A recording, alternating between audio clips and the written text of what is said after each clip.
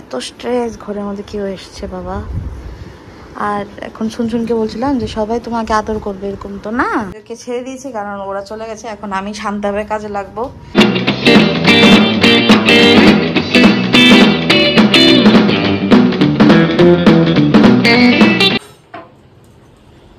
দাঁড়াও, ঘরটা পরিষ্কার হোক বাবা, ঘরটা পরিষ্কার হোক, তারপরে না না বাথরুমে না, বাথরুমে না।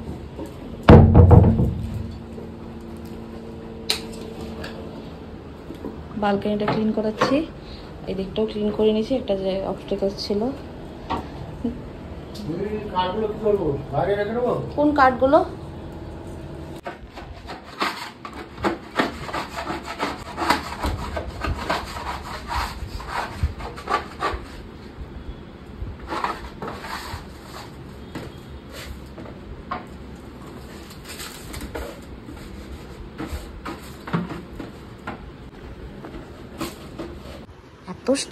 এত স্ট্রেস ঘরের মধ্যে কেউ এসছে বাবা। আর এখন শুনশুনকে বলছিলাম যে সবাই তোমাকে আদর করবে, এরকম তো না। সবাই যে ভয় পায় না এমন তো না, তো সবাই থেকে আদর নিতে যেও না।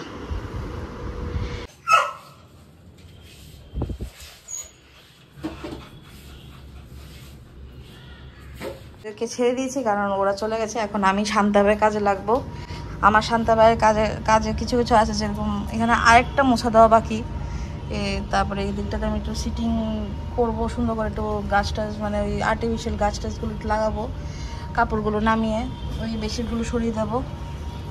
একটু কাজ আছে এদিকটা একদম, এদিকটা পুরো ক্লিন করে নিয়েছি। যেটা এই ছিল, এখানে একটা চালের বস্তা ছিল, ওটা ঢুকিয়ে নিয়েছি কিচেনটা দেখাচ্ছি। এই ডাস্টবিনটা একটু ধুবো, ওইটা জলটা ফেলতে হবে। এখানে কিছু কেওস আছে, এগুলোকে ঠিক করে রাখবো। আমার ঘর এখন পুরো পূজার জন্য সেট।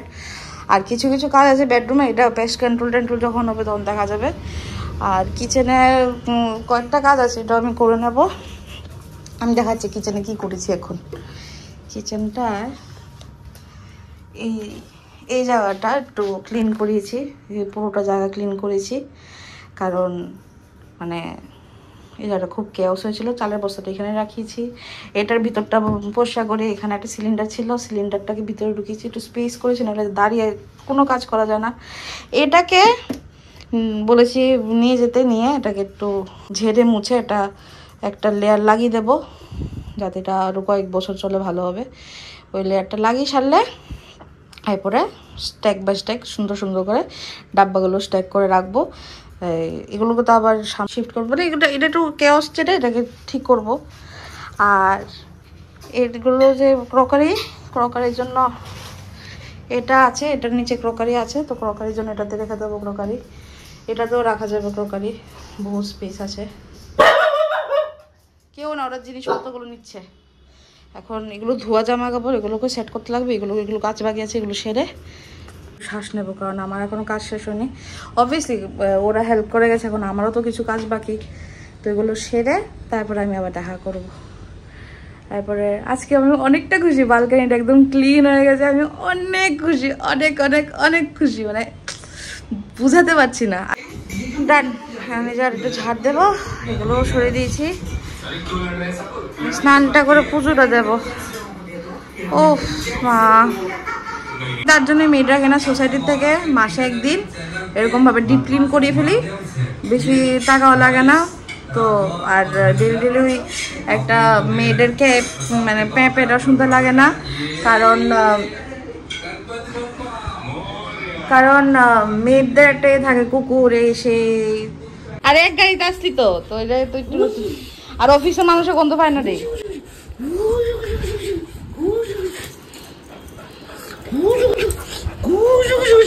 আচ্ছা ঠিক আছে বাস হিতে বিপরীত না হয়ে যায়।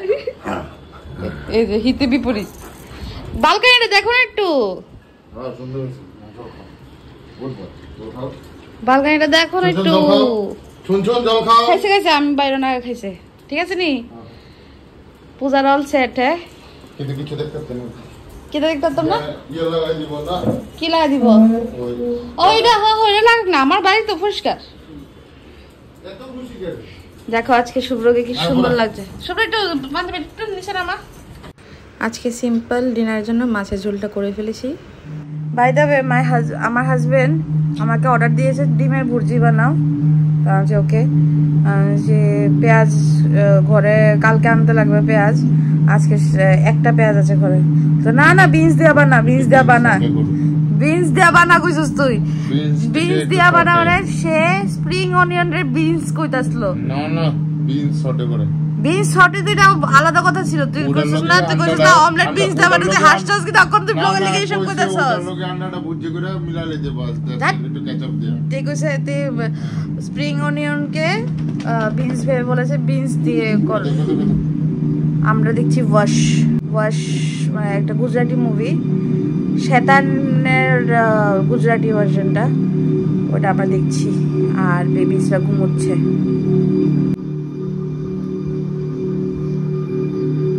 সিনেমা ইজ অন এটা আমার ডিনার আজকে সতে